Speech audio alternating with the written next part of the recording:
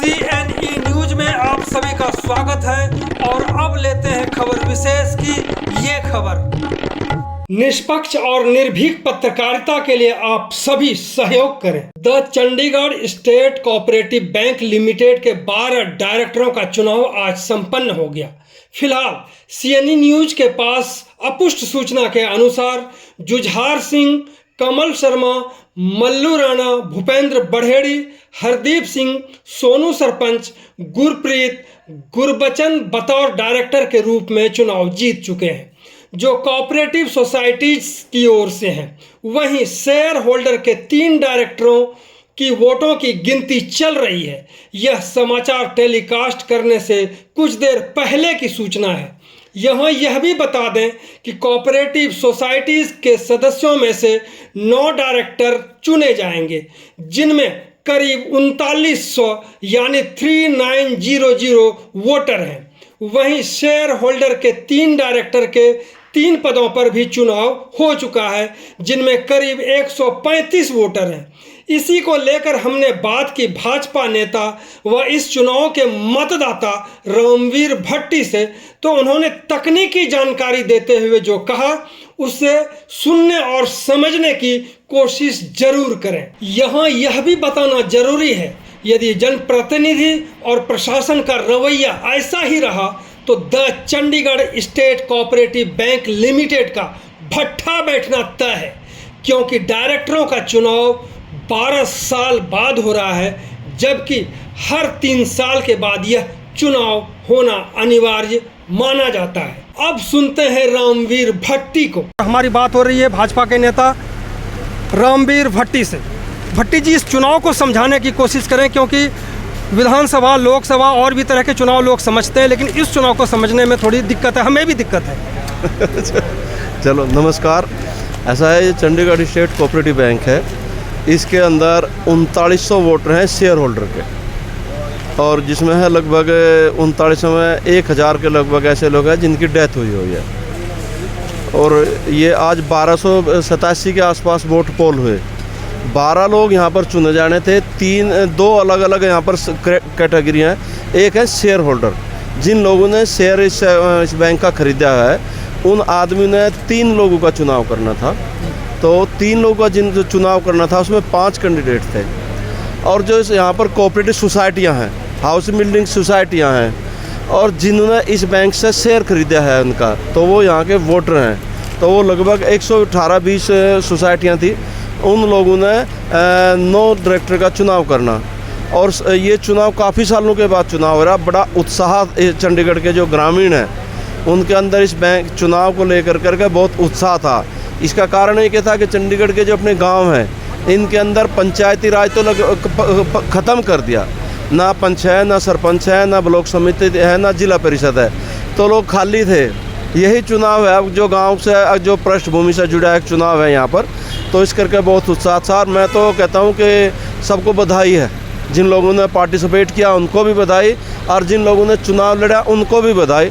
सब लोगों ने बहुत शांतिपूर्ण तरीके से और बहुत सद्भावनापूर्ण तरीके से इस चुनाव को लड़ा। इस चुनाव के अंदर कोई किसी किस्म का ना पार्टी थी, ना पॉलिटिक्स थी, सिर्फ था तो भाईचारा था, आपस का भाईचारा है। और आप कह रहे हैं कि सद्भावना पूर्वक चुनाव हो रहा है, लेकिन दुर्भावना ये है कि प्रशासन हावी है। 12 साल के बाद चुनाव होता है। 1000 मेंबर मर चुके हैं, शायद धीरे धीरे और भी मरने लग जाएंगे। इसको लेकर के प्रशासन ने कुछ सोचा है, या आप लोगों ने सोचा है, खासकर जो सत्ता पक्ष के लोग हैं? ऐसा है, प्रशासन का तो ऐसा है कि आज जो चुनाव हुआ, इतनी अव्यवस्था यहाँ पर थी। मैं 30 साल से इसका वोटर हूँ, शेयर होल्डर हूँ इस बैंक का। मैंने इतनी अव्यवस्था कभी नहीं देखी। 2.5 साढ़े 3 घंटे तक लाइनों में लोग खड़े हुए, तब जाकर के वोट पाई। दूसरी बात जो आपने कही कि लोगों की डेथ हो चुकी, ऐसा है कि ये जो है ना, आम वोटर नहीं है इसके।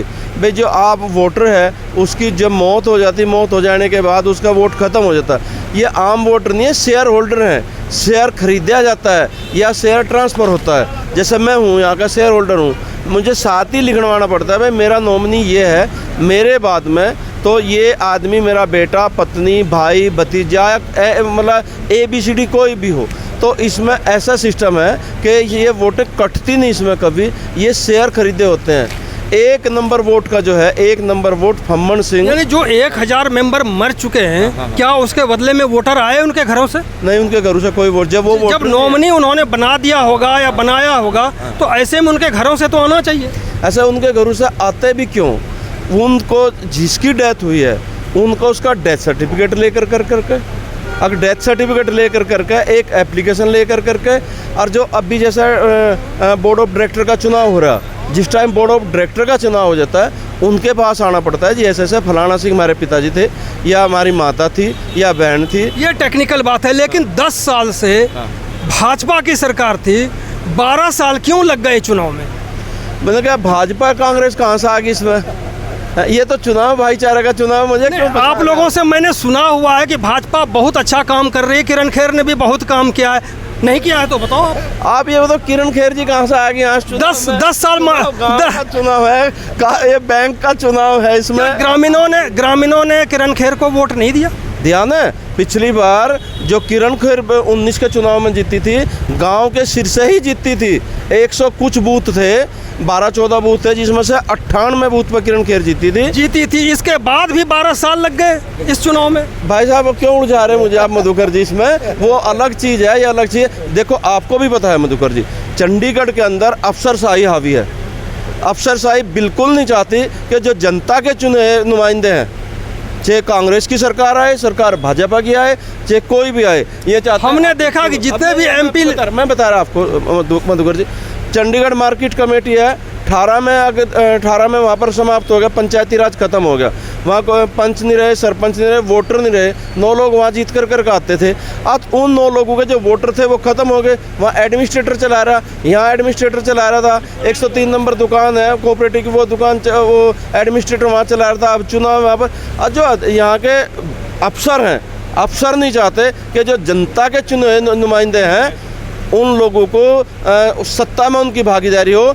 सरकार जिस मर्जी की आए, ना भाजपा का सवाल है ना कांग्रेस का सवाल है। सवाल लेकिन फिर भी है कि 10 साल आपकी MP रही, अभी मनीष तिवारी आए हैं, वो भी 3 महीना शायद हो गया मेरे हिसाब से करीब।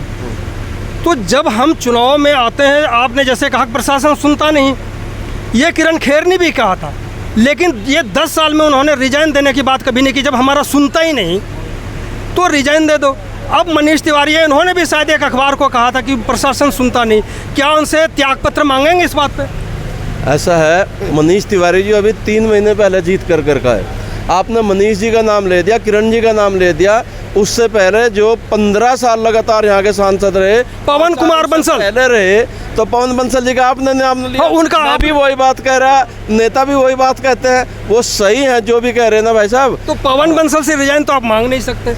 अब उनसे किसी से रिजाइन मांगे, वो है ही नहीं बेचारे। किरण खेर से भी नहीं मांग सकते। उनके साथ तो सहानुभूति है हमारी, अब उनके साथ तो सहानुभूति है। देखो उनके साथ कांग्रेस ने बहुत बुरा हाल किया, बहुत बेइज्जत कर उनको हटाया, टिकट नहीं उनको दिया, अभी भी वो कोशिश कर रहे हैं। उनके पास हमारी हमदर्दी है उनके साथ, ठीक है, हमदर्दी है। लेकिन ये कोऑपरेटिव बैंक के साथ कैसे हमदर्दी जगेगी, ताकि ये एक बार फिर मजबूत हो? हर 3 साल पे जो इनका टर्म है, उस टर्म के 6 महीने के अंदर में चुनाव हो जाए, ये कैसे बात बनेगी? अच्छा, फिर मैं वही मुड़ करके कह रहा है बात भाई साहब। देखो जो आपने इसमें, आज यहाँ चुनाव है, हम खाली चुनाव तक ही सीमित रहते, चुनाव की बात करते तो ज़्यादा अच्छा था। बात आपने कांग्रेस भाजपा को, सांसद जी को, किरण खेर जी को, मनीष जी को, सबको ले लिया। बिल्कुल जो कह रहे, मैं 100 नहीं 110% सहमत हूँ। समय रहते 3 साल का इसका टेन्योर है, पहले ही प्रोसेस शुरू करना चाहिए। अब पहले प्रोसेस शुरू करना चाहिए, आगे से समय पर चुनाव हो, यही हम अपेक्षा करते हैं। बस इतना कहना, उससे ज़्यादा कुछ नहीं। आपने कहा राजनीतिक बातें हम लेके आते हैं, आप समझ सकते हैं कि किसी भी चीज़ को आप राजनीति से दूर नहीं कर सकते। यहाँ भी जो चुनाव हो रहा है उसमें भी राजनीति हो रही, क्या इसको आप नहीं समझ रहे? मैं नहीं समझता, मैं बात बता रहा आपको। यहाँ पर शहर के क्यों कांग्रेस के भी और भाजपा के, आम आदमी पार्टी के क्यों राजनेता यहाँ पर आकर के नजरें गड़ाए हुए हैं? भाई साहब मैं वोटर हूँ यहाँ का। आप हैं, लेकिन जो शहर के लोग आए हैं वो... सुनो मैं वोटर हूँ यहाँ का, इसलिए मैं तो यहाँ इस नाते हूँ। मैं यहाँ पर भाजपा के उपाध्यक्ष के नाते नहीं मैं हूँ। मैं रामजी वीर भट्टी से माफ़ी मांग लूँगा, क्योंकि बहुत ज़्यादा ये सोचेंगे उलझा रहे हैं बेवजह, और राजनीति होनी भी नहीं चाहिए। बहुत बहुत धन्यवाद बात करने के लिए। आपका धन्यवाद, बाकी सबका धन्यवाद। निष्पक्ष और निर्भीक पत्रकारिता के लिए आप सभी सहयोग करें। CNE न्यूज के साथ बने रहने के लिए आप सभी का बहुत बहुत धन्यवाद।